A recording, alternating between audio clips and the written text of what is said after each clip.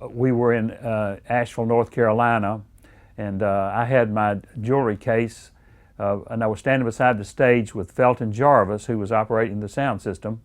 And Elvis came over to the stage and said, "Lowell, where's your case?" And all the time he's singing.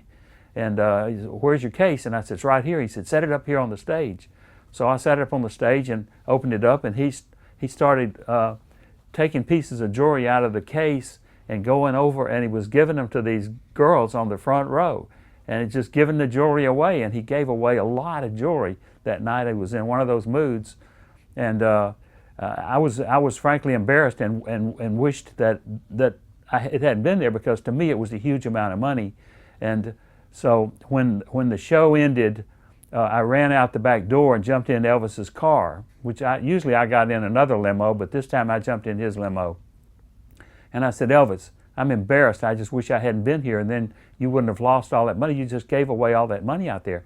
He looked at me and he laughed, that little Elvis laugh he has, and he said, "You know what, Lowell? I'll have to sing 5 minutes longer tomorrow night to pay for it." We were in Jackson, Mississippi on tour, and he heard about a child whose wish was to meet Elvis, and this child had cancer and he was dying, and this was his wish, to meet Elvis. And so we went to the hospital and met with this child, and Elvis was wearing a little diamond and garnet cross at that time, and he gave the cross to the child, and we all said some prayers, and the parents were there, of course, but it was a very moving moment, and it was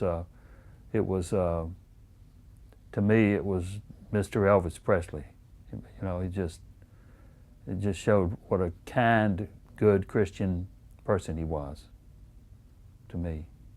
The thing I remember the most about him is how generous he was. He was one of the most generous people I've ever known. He tried to give back to his fans more than he took from them, and I think that was an effort that went on all through his life.